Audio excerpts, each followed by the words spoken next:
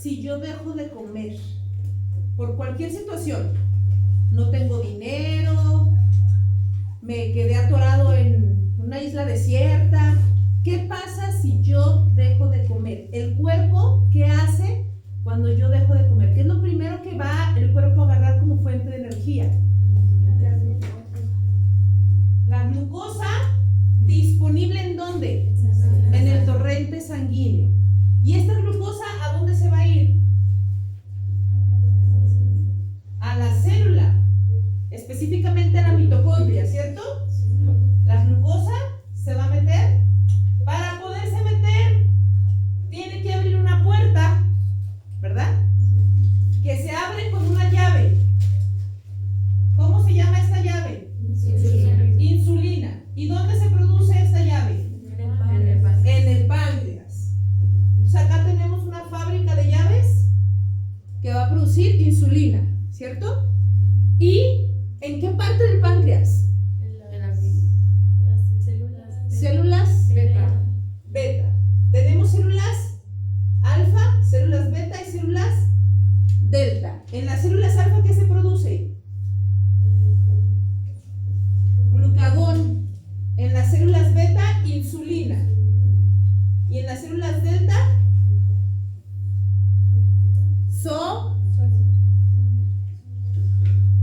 somatostatina.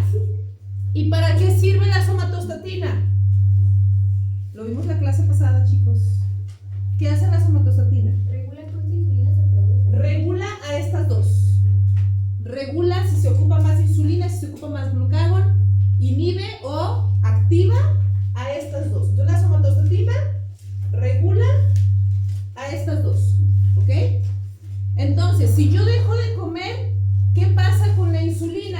Al inicio, las primeras 12 horas. ¿Qué pasa al inicio? Chicos, va a haber un aumento en la insulina. ¿Para qué? Para poder meter esta glucosa. Pero esto va a durar poquito. ¿Por qué? Porque el cuerpo no se puede quedar sin glucosa. ¿Cómo se le llama a esto? Glucólisis. ¿Sí? Destruyo la glucosa y la convierto en energía. ¿Bien?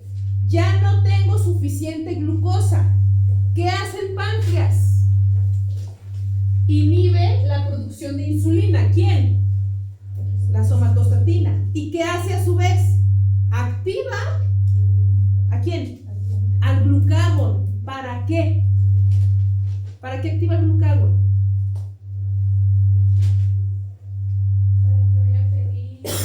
Para que vaya a pedir para que vaya a pedir glucosa a otro lugar. En este caso, en el hígado y en el músculo.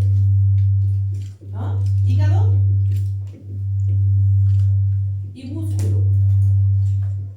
Entonces llega el cuerpo y le dice: hígado, nos dijeron que tenías ahí glucosa, no te hagas, échala. Ocupamos porque este no ha comido. Y el hígado dice: sí, sí tengo, pero yo la tengo almacenada en forma de glucógeno. Y para yo podértela dar, ¿me necesitas dar a cambio? Glucagón. ¿Cómo se le llama a esto? Glucogenólisis. Obtención del glucógeno hepático y muscular.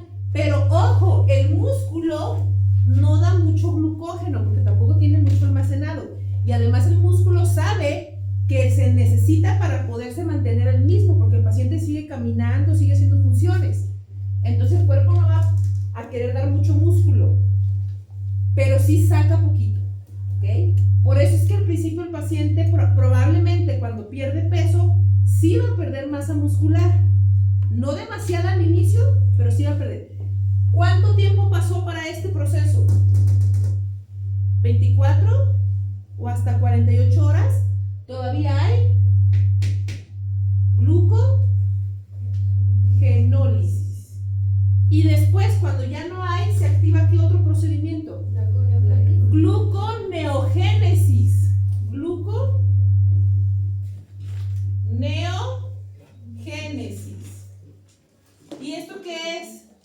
la obtención de glucosa a partir de compuestos que no son Así es. carbohidratos. Es la obtención de energía o de glucosa a partir de compuestos que no son carbohidratos. ¿Quiénes serían? El músculo. Lípidos.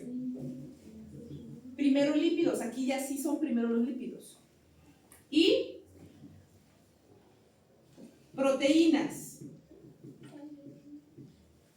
Entonces, para yo poder tomar los lípidos como una fuente de energía, se lleva a cabo todo un proceso metabólico que cuando se lleva a cabo ese proceso, se liberan, ¿qué se liberan?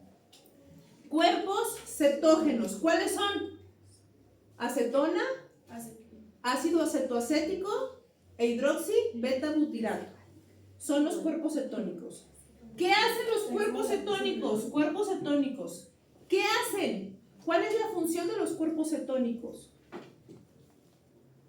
Hacen el papel de la glucosa a nivel cerebral. Es decir, ¿por qué? Porque en el cerebro su principal componente de energía es la glucosa. Es el principal componente de energía del cerebro. Pero los cuerpos cetógenos son permeables en la barrera hematoencefálica, entonces el cuerpo los confunde como si fueran glucosa y se alimenta de ellos. Entonces el cerebro puede seguir funcionando, pero ojo, no funciona de la misma manera. Es por eso que a los pacientes que tenían epilepsia se les empezó a dar esta dieta, empezaron a ver que ya había menos conexión neuronal y esto evitaba la epilepsia, lo cual era favorable. Pero en un paciente normal que quiere bajar de peso con una dieta cetogénica, ¿qué crees? Le puede dar un daño neurológico a futuro si no la lleva de manera adecuada. ¿Por qué? Porque nada más simplemente dijo, hay que comer salchichas y chicharrones todos los días y ya. No pensó en suplementar vitaminas y minerales. ¿Esa que es la carnívora? Dieta keto, ajá, o cetogénica. Es lo mismo. Entra en un estado de cetosis. En el caso de la dieta cetogénica, porque no come glucosa, no come carbohidratos. Entonces el cuerpo pasa lo mismo. Piensa que no comió. Y entonces activa el metabolismo de las grasas. El paciente pierde peso. Pero la consecuencia es eso. Ahora, cuando nosotros hacemos este mecanismo que es la lipólisis, es decir, obtengo la energía a partir de los lípidos, no solo se liberan cuerpos cetógenos, también se libera colesterol. También se libera colesterol. Por eso un paciente que duró mucho tiempo o que bajó de peso muy rápido, puede ser que después le tenga el colesterol alto. Le pasa lo mismo al paciente que vive con diabetes. El paciente que vive con diabetes pasa lo mismo. Es como si no hubiera comido glucosa. En el caso del paciente que está con esta situación, sí tiene mucha glucosa, pero es como si no la tuviera porque a nivel celular, como no hay insulina, no tenemos glucosa. ¿Sí?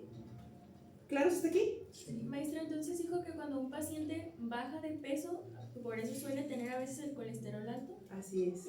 Porque está echando a activar este mecanismo donde se liberan cuerpos cetógenos, pero también se libera colesterol. Ajá. Y después de que ya empezamos a activar también es como a la par, pero es más los lípidos. Pero después empieza la proteólisis.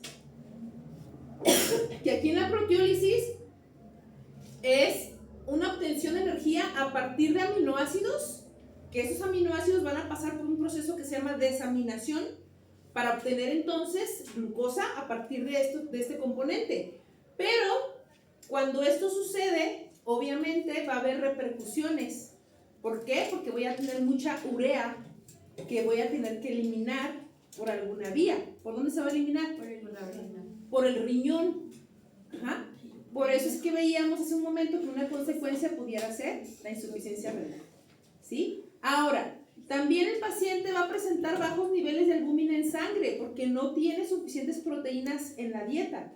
Esta deficiencia de albúmina puede cambiar la presión oncótica en el plasma y puede ser que el paciente retenga líquidos. Entonces, por eso podemos ver pacientes con desnutrición que tienen edema.